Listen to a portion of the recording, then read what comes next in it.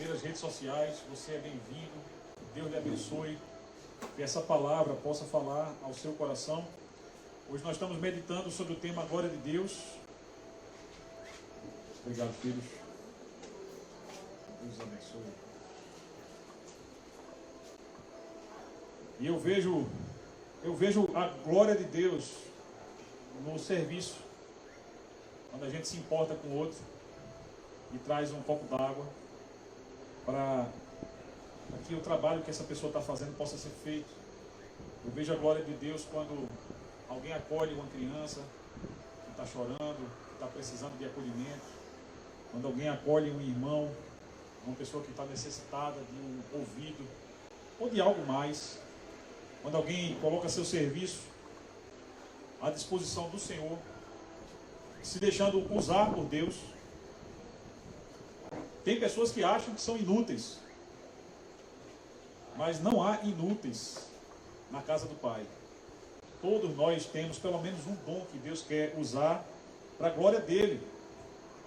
E nada melhor do que a igreja exercitando seus dons para que a glória de Deus seja vista.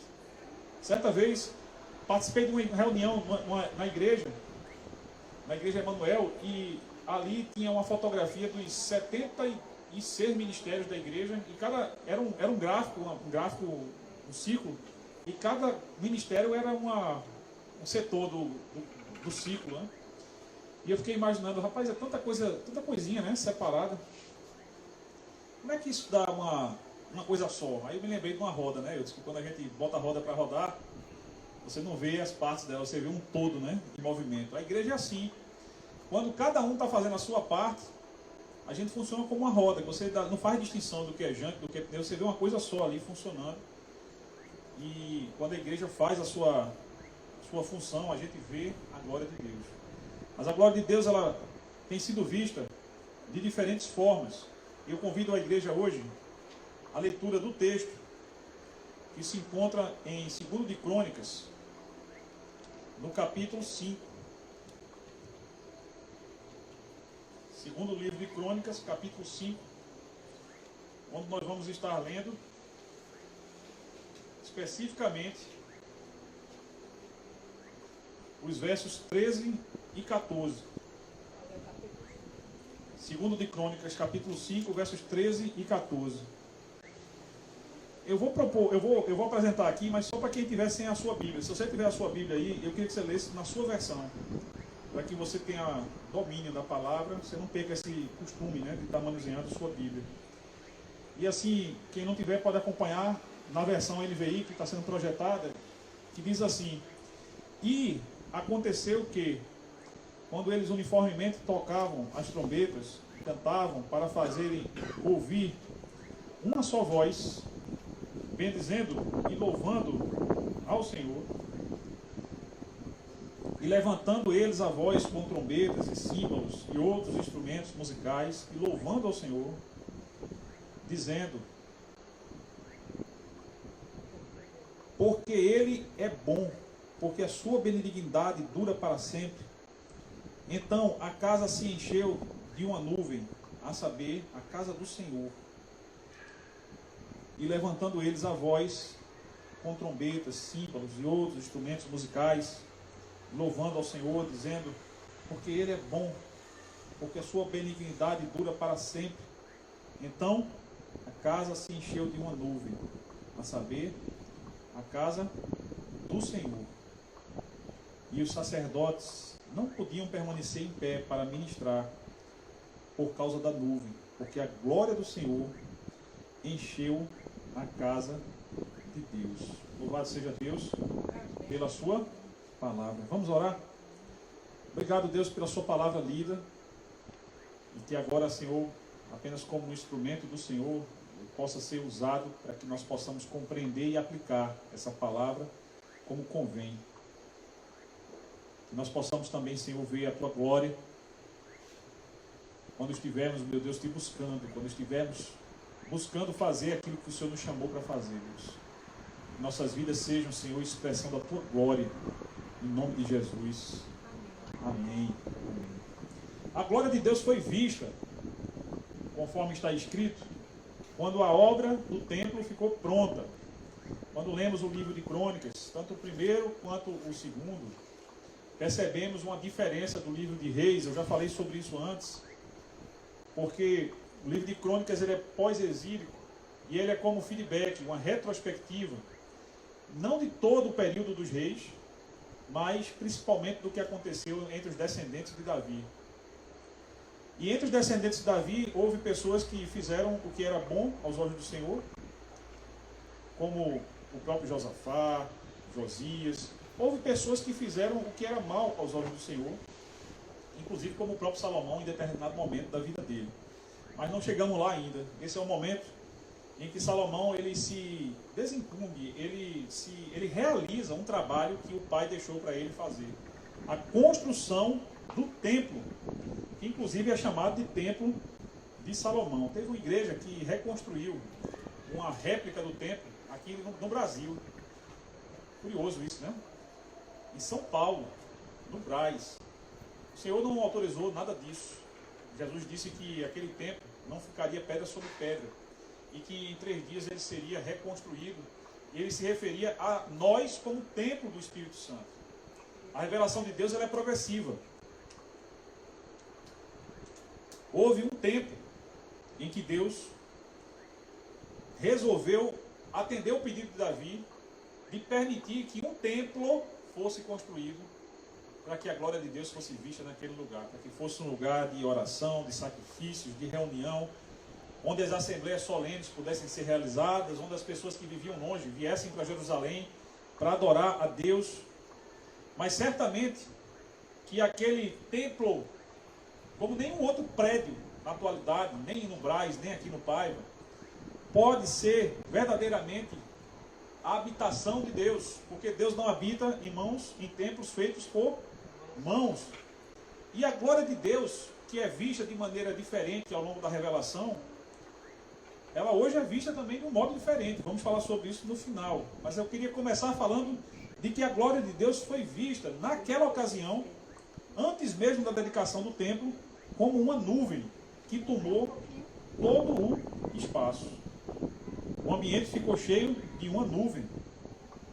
O texto começa a falar e esse i tem uma finalidade, explicar algo ou acrescentar algo ao que veio antes. E o que veio antes do verso 13, que foi o que a gente leu, é justamente o apronto de todas as pessoas para participar da assembleia, da reunião de dedicação do templo. Na continuidade, no capítulo 6 e no 7, nós vamos ver a oração mais longa da Bíblia.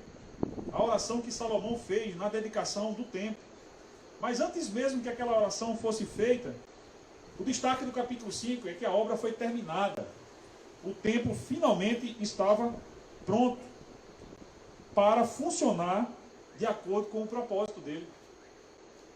As pessoas haviam trazido tesouros, Davi preparou seus tesouros, Salomão fez a arrecadação, as pessoas trouxeram, contou com o apoio de Irão, que mandou ouro de Ofir, madeira, cedro. Todos os preparativos foram feitos, meus irmãos, para que aquele momento ele fosse um momento de dedicação ao Senhor. Existe uma passagem desse capítulo 5 que eu queria chamar a atenção de vocês, que é justamente o versículo 11, quando diz assim: os sacerdotes saíram do lugar santo, todos eles haviam se consagrado, não importando a divisão a que pertenciam. E todos os levitas que eram músicos, Asaf, Emã, Jedutum, e os filhos e parentes deles ficaram a leste do altar, vestidos de linho fino, tocando símbolos, harpas e liras, e os acompanhavam 120 sacerdotes tocando cornetas. E eles tocavam em uníssono, louvando e agradecendo ao Senhor. O serviço a Deus era prestado por turnos. Mas aqui o texto nos chama a atenção de que não houve nem divisão. Todo mundo quis participar. Todo mundo, o sacerdote, mesmo que ele não estivesse no turno dele, Ele se consagrou, ele fez a sua cerimônia de limpeza, de purificação. Isso é no contexto judaico, obviamente. Mas o que eu quero chamar a atenção é que não houve quem não quisesse participar da dedicação daquela obra ao Senhor. E quando aquele povo, está todo mundo reunido, cada um com seus instrumentos, os sacerdotes prontos para oferecer sacrifício, os músicos, cada um com seus instrumentos, como a gente tem a nossa banda hoje, felizmente aqui, eles começam, diz o texto, a cantar em uníssono. Não tem nada que caracterize mais o povo de Deus do que unidade. A unidade é fundamental para qualquer corpo, qualquer organização, qualquer grupo de pessoas. Observem que esse é um tempo de unidade do próprio país. É no tempo de Salomão que Deus vai dar descanso a Israel dos seus inimigos. E isso dá condições para que Israel se torne uma grande nação, um Reino Unido. Verdadeiramente o Reino Unido ele vai acontecer no período de Salomão. Davi fez um esforço para a unificação do reino, mas quem vai colher os frutos disso é Salomão. E mais à frente Jesus diria que nenhum reino dividido subsistirá. Ninguém, nenhuma família. Marido dividido contra a esposa. Na igreja, a ovelha dividida contra o pastor. O irmão dividido contra o irmão. No trabalho, um funcionário dividido contra o outro ou contra o seu chefe. Essas coisas simplesmente não vão funcionar. Não há paz. Os objetivos não são alcançados. Quando cada um pensa somente no seu modo de ver, tem a sua visão de mundo, mas naquele momento estão todos reunidos ali, independentemente de divisão, de tempo, de turno, de classe de sacerdotes, eles se juntaram todos e estavam todos ali juntos, cantando em uníssono. Que coisa boa é a unidade da igreja. Salmo 133 diz, ainda no contexto de Israel, quão bom e agradável é que os irmãos vivam em união. E aí eu começo a perceber que a construção daquele espaço teve um propósito que não foi simplesmente satisfazer Davi, nem muito menos Salomão. Deus queria trabalhar na vida do seu povo. Deus deu aquela obra para fazer porque Ele queria trabalhar na vida do seu povo. Ele queria, por exemplo, ensinar ao povo o valor da unidade, que seria tão caro para a própria existência de Israel como país independente. Não sei quantos sabem, mas aproximadamente no 3º século antes de Cristo, o país de Israel se dividiu numa guerra civil entre fariseus e saduceus e fez com que eles pedissem apoio de Roma. É aí que Roma entra na história de Israel, num tempo em que eles eram livres. Tinham passado pelo cativeiro, tinham reconquistado a independência depois de uma revolta, a revolta dos Macabeus. Na Bíblia Católica tem um livro, o primeiro dos Macabeus, que fala sobre isso, esse tempo. E ao final daquela revolta, Israel se tornou independente e perdeu a independência justamente porque fariseus e saduceus se consumiram entre si e dividiram o país uns contra os outros. Nenhum reino dividido subsistirá. E qual é a chave para termos unidade se somos tão diferentes? É focarmos naquilo que é comum. No ambiente de igreja, do próprio povo de Deus, sendo eles tão diferentes, de 12 tribos diferentes, cada patriarca de cada tribo com características diferentes, Simeão completamente diferente de José, de Benjamim, cada um deles, Rúben também, completamente diferente. E as pessoas que vieram daquelas tribos, diferentes entre si, mas eles se uniram com um propósito. E quando a gente tem um propósito, a gente se une mais. É como aconteceu recentemente na pandemia. O propósito de todo mundo era sobreviver. E eu vi uma coisa que eu nunca tinha visto e nem achava que era capaz de imaginar. No meu condomínio nós temos 1000 apartamentos. Eu não sei se estavam os 1000, mas estavam quase todos, porque isso foi uma iniciativa que alguém tomou, eu também participei disso. E num determinado horário, todo mundo acendeu as luzes dos apartamentos e cantou em uníssono, porque ele vive, posso crer no amanhã. Porque ele vive, temor não há. Mas eu pensei que a minha vida está nas mãos do meu Jesus que vive está. Eu não imaginei que eu fosse ver aquilo ali. Um condomínio todo cantando em uníssono. Eu posso dizer para vocês que aquilo ali para mim foi uma experiência da glória de Deus. Quando eu vi aquelas pessoas que pensam tão diferentes, que são tão diferentes, né, nas suas composições, famílias diferentes, mas todo mundo ali no mesmo propósito de louvar a Deus, de glorificar a Deus, clamando pela sobrevivência. O propósito ali era clamar pela sobrevivência, era buscar a face de Deus, né, no momento de contrição, para pedir pelas experiências que a gente está vivendo hoje. Porque naquela época a gente não sabia nem se a gente ia sobreviver. Né, Vanessa? Vanessa é um caso típico, eu nem conhecia a Vanessa. O que nos uniu foi a Covid-19. Porque foi nesse momento que eu colei com o Marcelo para interceder pela família deles, né? E eu não tinha ideia do amor que Marcelo tinha por Vanessa. Não tinha ideia. Talvez nem ele soubesse. Talvez nem ele soubesse do amor que ele tinha pela esposa. Até que ele viu a esposa dele quase ir embora. Como tantos de nós, infelizmente, vimos e também tivemos a alegria de ver outros voltando para casa, como aconteceu com Vanessa. O propósito é o que une as pessoas.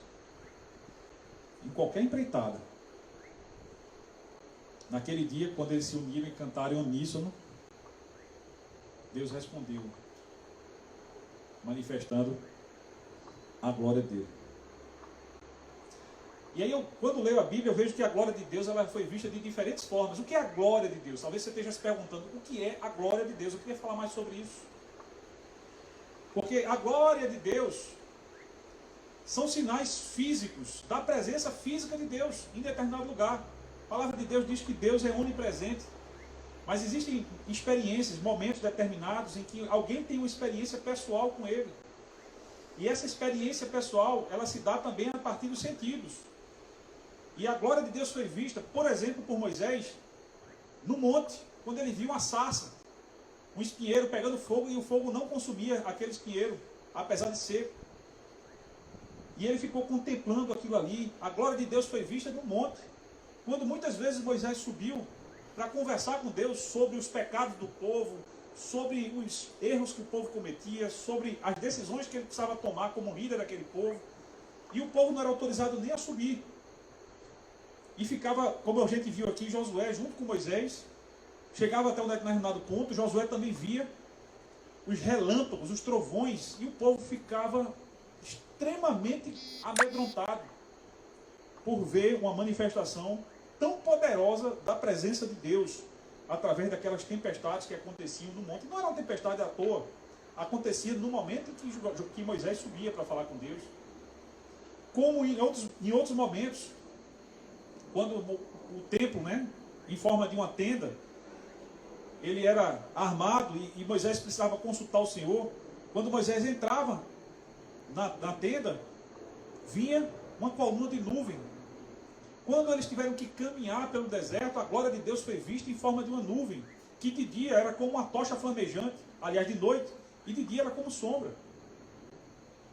Não faltou a ninguém que tenha buscado a presença de Deus uma forma de reconhecer a presença de Deus, aquilo que o autor bíblico vai chamar a glória de Deus, a manifestação da glória de Deus. Uma das passagens principais que nós encontramos nos evangelhos é quando Jesus sobe ao monte e ele estava na presença de alguns discípulos, né? Pedro, Tiago, de João, e de repente eles veem Jesus, Moisés e Elias, e aí uma coluna de nuvem toma aquele ambiente, e logo depois eles veem o rosto de Jesus transfigurado. Moisés também tinha passado por uma experiência semelhante, e o rosto de Jesus brilhava a glória de Deus.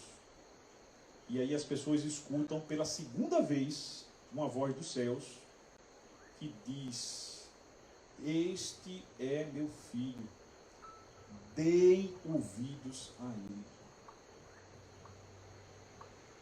Então eu percebo que tanto a construção daquele templo, que foi um ambiente adequado para a glória de Deus se manifestar, quanto ao longo de toda a história e da revelação bíblica, as diferentes formas como Deus manifestou a sua glória e como as pessoas reagiram a isso.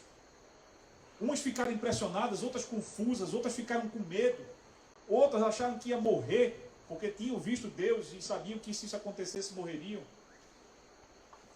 Na verdade, em todas essas situações, o que Deus quer é a mesma coisa. É se manifestar ao ser humano, para que o ser humano dê ouvido à palavra de Deus. E sabendo quanto era difícil o ser humano entender e crer, Ele nos enviou Jesus Cristo como expressão da sua glória, expressão máxima da sua glória, para nos ensinar tudo aquilo que a gente não havia entendido sobre a palavra de Deus. João, quando escreveu o seu Evangelho, capítulo 1, verso 14, ele diz que Jesus Cristo, o Verbo que se fez carne e habitou entre nós, cheio de graça e formosura, esse Verbo, ele nos mostrou a glória de Deus. Ele diz assim: e vimos a sua glória, como a glória do unigênito que está no seio do Pai. Jesus nos mostrou a glória de Deus de diferentes formas. A forma mais radical que Jesus usou para nos mostrar a glória de Deus foi se entregando na cruz para morrer no nosso lugar. Não há nenhuma outra forma mais clara de vermos a glória de Deus por meio da vida de alguém, quando esse alguém se entrega para morrer no lugar de outra pessoa. E não um justo, mas um pecador. Porque por um justo, talvez até você entregasse sua vida, mas por um pecador, por alguém que lhe ofendeu, por alguém que lhe fez mal, por alguém que cuspiu em você, por alguém que bateu na sua face, por alguém que colocou uma cabeça de espinhos na sua cabeça, por alguém que furou a sua barriga, por alguém que quando você pediu água lhe deu vinagre, dificilmente algum de nós morreria. Essa é uma expressão gloriosa do amor de Deus por seres humanos pecadores. Porque fomos nós que colocamos Jesus naquela condição. Mesmo que a gente não existisse ainda, foi pelos nossos pecados que Ele morreu. Ele foi ferido, como disse Isaías, por nossas transgressões. O castigo que nos traz a paz estava sobre Ele. Pelas suas pisaduras nós fomos sarados. Nós tivemos a oportunidade inconfundível de ver a glória de Deus. Quando Jesus morreu, fez-se trevas sobre o Gólgota e toda aquela região. Ouviu-se tremor de terra. Mortos ressuscitaram. E quando um dos centuriões que participou da execução de Jesus viu tudo aquilo ali, ou parte daquilo que estava acontecendo, ele disse: verdadeiramente esse era o Filho de Deus. Matamos o Filho de Deus. O que Deus quer ao manifestar sua glória para o ser humano é que o ser humano se arrependa dos seus caminhos, dos seus erros. Que o ser humano possa contemplar a esse Deus, não somente como Deus poderoso, que governa sobre a tempestade, que comanda os ventos, que tem poder sobre trovões, não somente sobre esse Deus criador, que criou os céus e a terra, mas esse Deus que foi capaz de dar seu Filho para morrer por aqueles que lhe ofereceram fel, que lhe ofereceram o pior que tinham a oferecer.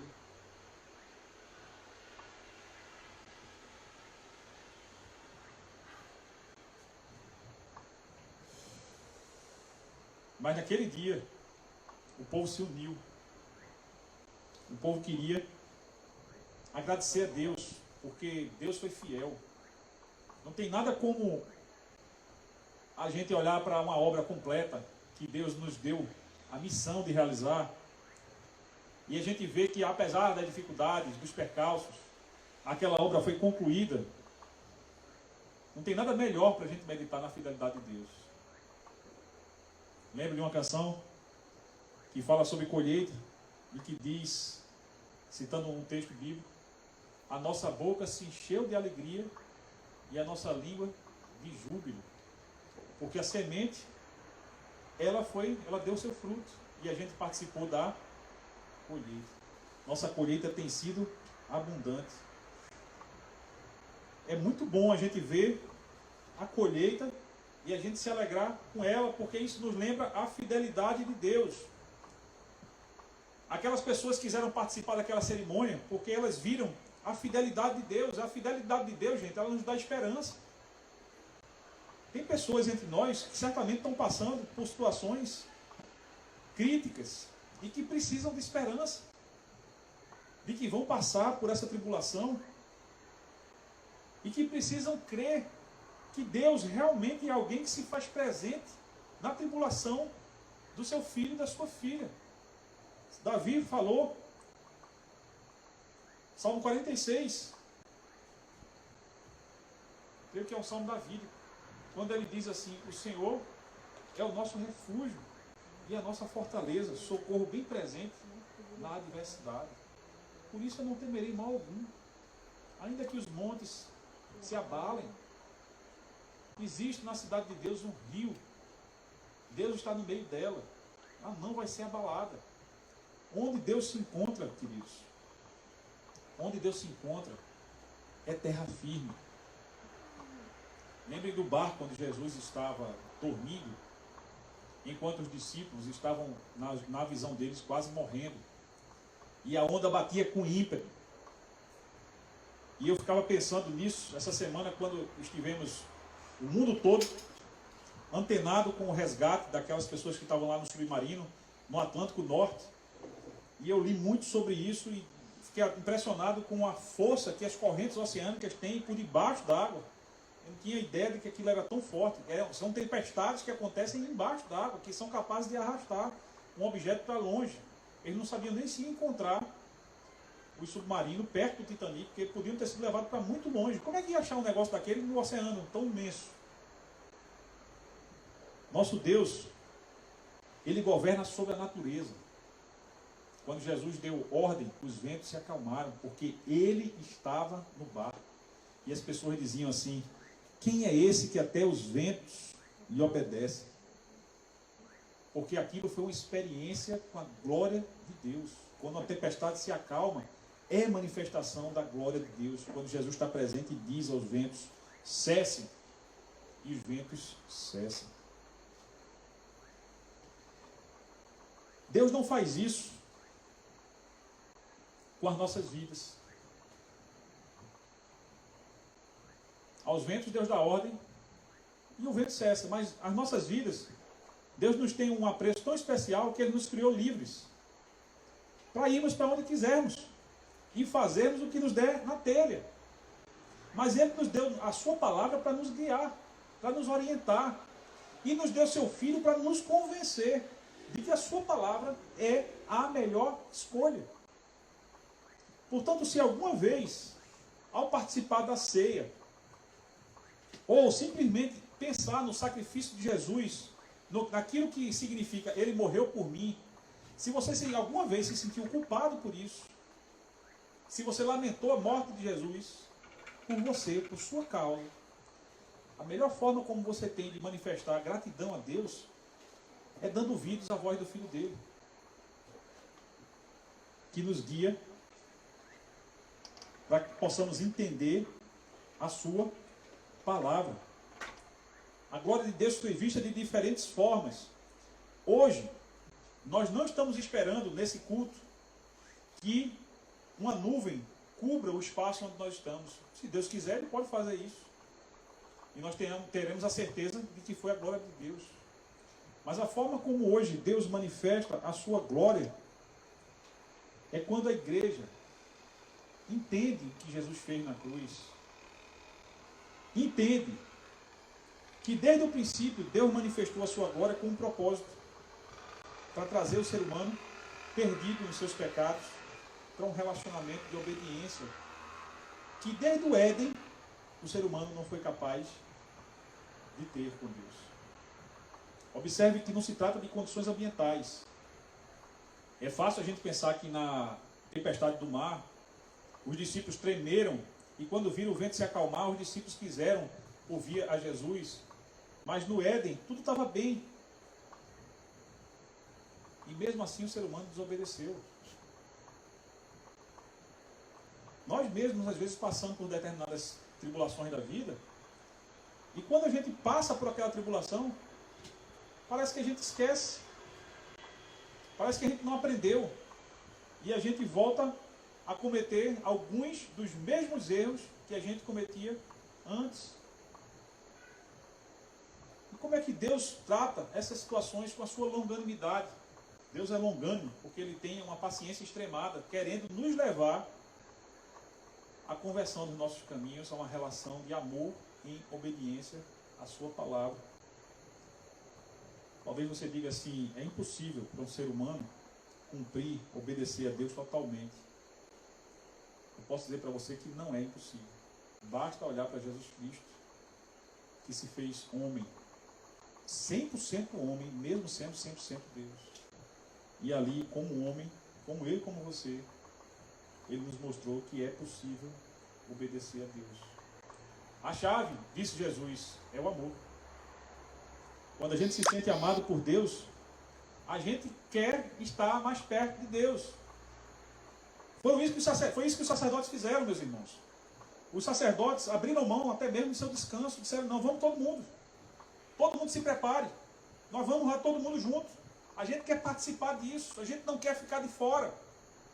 A gente quer também dar a nossa contribuição, nem que seja com a nossa voz, para que aquele coro fique bonito. E isso seja uma expressão de uma adoração verdadeira a Deus. É tão bonito, né? Um coro com diferentes tessituras vocais, ou naipes, né? Como alguns dizem. Os instrumentistas participando, cada um fazendo a sua parte. Um dos coros mais bonitos que eu vi, tinha até tambor, não sei se chama tambor, deve ter um nome específico para aquilo ali, percussão, coisa linda. Juntamente com as vozes, todo mundo atuando junto, ficou uma coisa linda. E quando isso é feito para louvar a Deus, que coisa maravilhosa. Cantamos aqui, né, sob a direção da nossa banda, que coisa linda. No momento que eles cantavam todos juntos, a glória de Deus encheu o lugar. Como é que Deus manifesta a sua glória hoje? Quando nós adoramos a Deus, no modo como nós vivemos. Deus, Ele quer ser adorado, não porque Ele seja egoísta. Deus não é egoísta, Deus é perfeito, Ele não tem pecado algum. Deus, Ele quer ser adorado porque Ele é Deus, Ele sabe que isso é o propósito da criação. Nós fomos feitos à imagem e semelhança de Deus, nós fomos feitos para o louvor e para a glória de Deus. E a única coisa que nos afasta disso é uma palavrinha que tem diferentes acepções, e uma dessas acepções é armacia, que significa errar o alvo, é o pecado. Desde o princípio que o ser humano erra o alvo. Entristece não somente a Deus, mas traz também tristeza para a sua família, para as pessoas que estão ao seu redor. Por vezes dividem nações, por vezes são responsáveis por tanta tragédia que acontece em famílias, em organizações e até mesmo em igrejas. E quando essas coisas acontecem, parece que a glória de Deus se encontra tão distante que a gente não é capaz nem de reconhecê-la. Mas quando nós estamos unidos no propósito de adorar a Deus, quando nós cantamos juntos, quando nós servimos juntos, quando nós crescemos juntos, aprendendo a palavra, quando nós nos perdoamos conjuntamente, quando nós exortamos uns aos outros, quando a gente se dispõe a ser o braço que alguém está precisando, a perna que alguém está precisando, o ouvido que alguém está precisando, quando alguém se dispõe a ser bênção na vida do seu irmão, da sua família, da sua igreja, nessas ocasiões, quando alguém nega-se a si mesmo, Quando alguém tem duas opções, uma é que agrada a Deus e a outra é que agrada a si mesmo, e ele faz a opção que agrada a Deus, em qualquer área da sua vida. Nessas situações, a glória de Deus é vista, ainda que não seja por meio de uma coluna de nuvem, ainda que fisicamente a gente não tenha nenhuma visão do sobrenatural, mas o sobrenatural estará presente de uma forma invisível, como ele de fato é. Deus se agradou do plano de Davi, Deus se agradou da dedicação de Salomão, Deus se agradou dos levitas, dos sacerdotes, reunidos para fazer a sua obra, mas a glória se manifesta quando todas aquelas pessoas se unem para adorar. Quando Jesus estava entre nós, fisicamente aqui na terra, fazendo uma viagem missionária, ele encontrou uma mulher samaritana que queria saber se ela deveria adorar a Deus na sua cidade, na Samaria, ou ir para Jerusalém para adorar onde aquele templo havia sido construído. Jesus disse que chegaria o tempo, e já tinha chegado, em que os verdadeiros adoradores adorariam a Deus em espírito e em verdade. Os verdadeiros adoradores vivem para Deus. Os verdadeiros adoradores têm muito cuidado para não se tornarem hipócritas, para não falarem de um Deus que não vive. A pergunta que eu queria fazer para você é: que tipo de adorador você tem sido? Você tem se deixado, igreja, usar por Deus para que a obra dele seja feita? Talvez você não seja um pedreiro, talvez você não seja um levita, talvez você não seja, não tenha nenhum lugar na realização da cerimônia da Assembleia Solene, mas você pode ser para a igreja uma coluna de oração. Como a igreja carece das orações, como o pastor de vocês carece de orações, como os irmãos carecem de orações, a liderança carece de orações. Você pode colaborar de diversas formas, mas o mais importante daquilo que você faz é o espírito com que você faz. Deus manifesta a sua glória quando ele vê a atitude correta.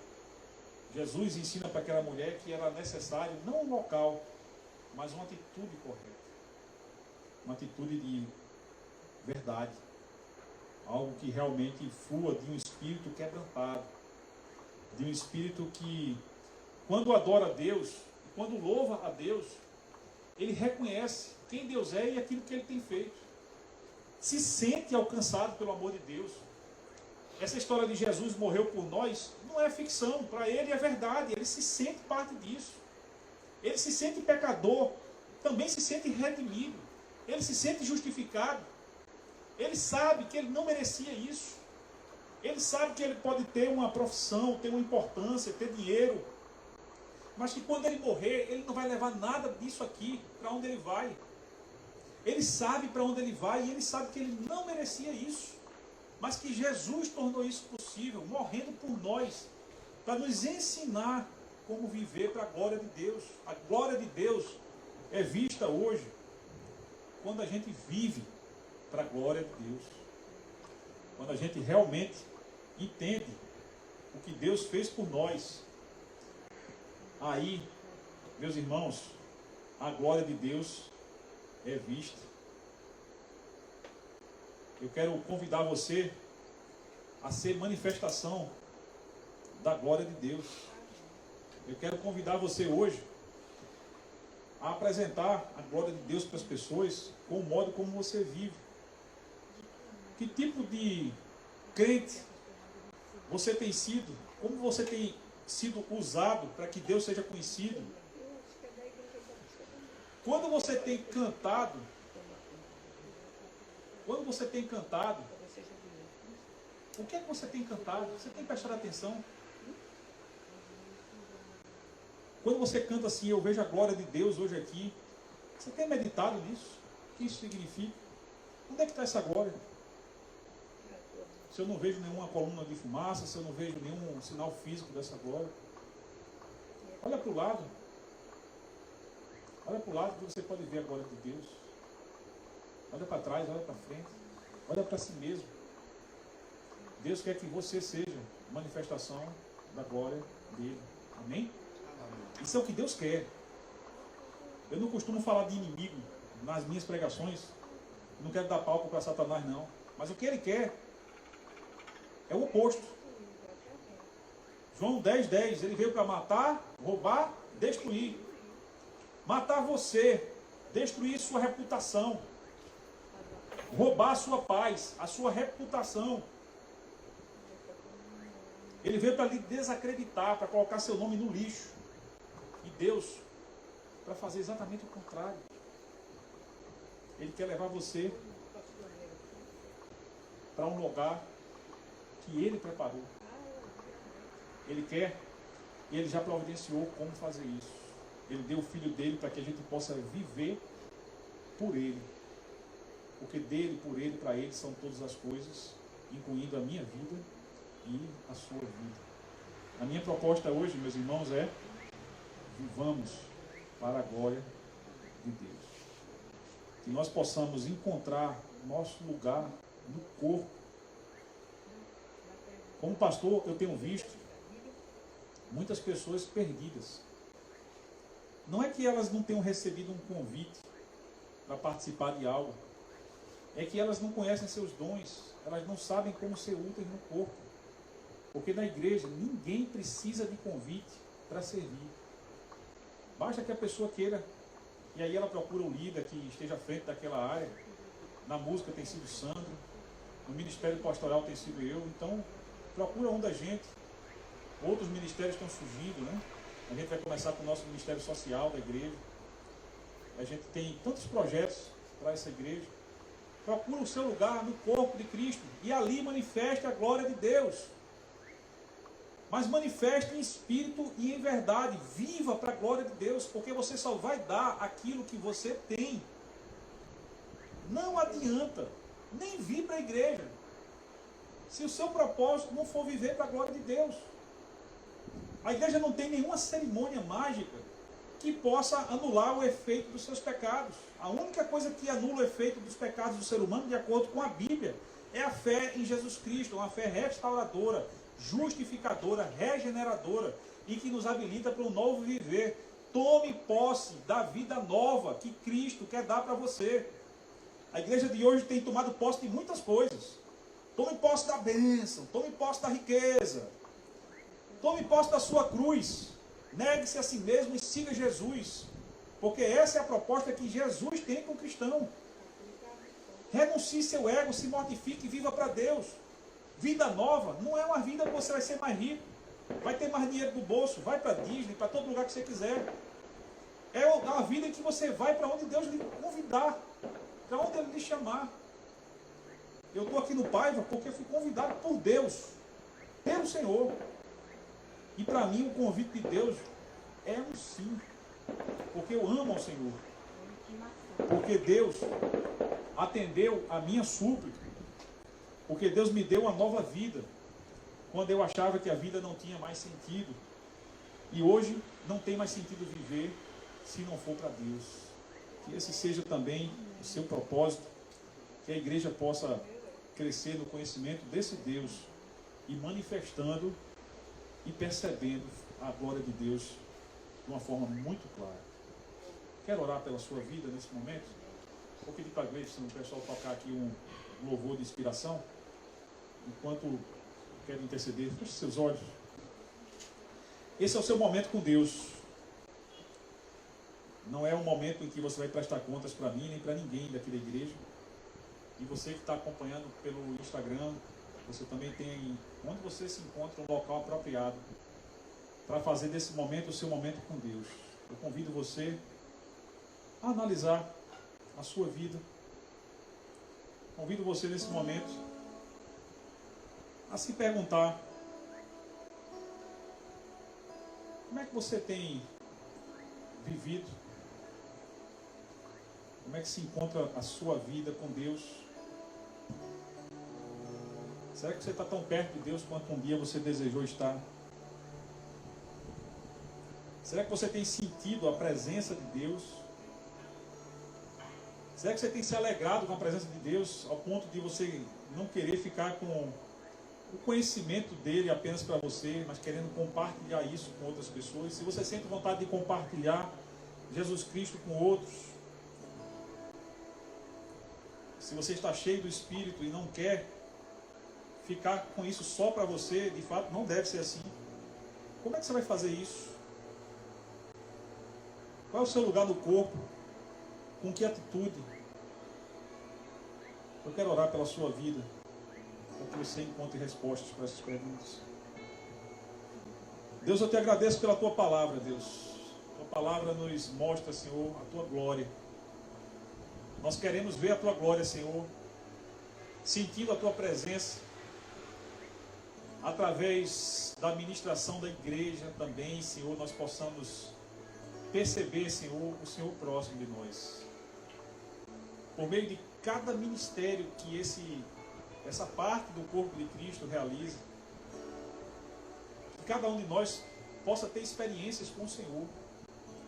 Que nesse momento, exatamente nesse momento, Senhor, as pessoas que estão ao alcance dessa mensagem possam ter uma experiência com o Senhor, uma oportunidade de avaliar, de reavaliar como se encontram as suas vidas, o quanto tem experimentado do Senhor, o quanto tem sido agradecidos, Deus, por termos sido alcançados pela tua graça. Muito obrigado, Deus, pelo perdão imerecido dos nossos pecados, mas que custou o sangue do teu Filho Jesus como demonstração maior de amor que nós poderíamos experienciar aqui na vida, Senhor. Obrigado, Deus, porque nossa vida hoje tem sentido, Deus, mas nós não queremos, Senhor, nos regozijar apenas naquilo que temos, né? Queremos compartilhar também, Senhor, essa vida abundante com outras pessoas. Portanto, usa as nossas vidas como os sacerdotes, como os levitas, naquele dia em que o templo foi consagrado, e que ninguém quis ficar de fora, que cada um de nós tenha prazer em fazer parte, e fazer o que estiver ao seu alcance dos seus dons, para que Jesus Cristo seja conhecido e assim as pessoas vejam a sua glória. Porque muitos ainda não podem dizer que viram a glória de Deus como a glória do unigênito que está no seio do Pai. Nós, porém, que conhecemos a Jesus, precisamos nos aprofundar nele, para que a glória de Deus seja cada vez mais vista em nós e cada vez menos se acentuem as nossas características da personalidade. Nós não queremos nos despersonalizar, Deus, apenas queremos viver para a sua glória. Sendo quem somos, fomos alcançados pela sua graça, agora queremos viver para o Senhor. Abençoe, Senhor, os meus irmãos, as minhas irmãs, para que cada um possa fazer as suas escolhas ao avaliar a sua vida espiritual, ao comparar com a tua palavra, ao entender como aquela palavra se aplica e quais são os propósitos, quais são os objetivos que o Senhor tem declarado e como Jesus Cristo nos mostra isso de uma forma muito clara. Nós queremos, Senhor, ver o Senhor face a face. Precisamos nos preparar para isso. Jesus Cristo torna isso possível. Muito obrigado por isso. Que a gente viva de uma forma agradecida. Em nome de Jesus oramos.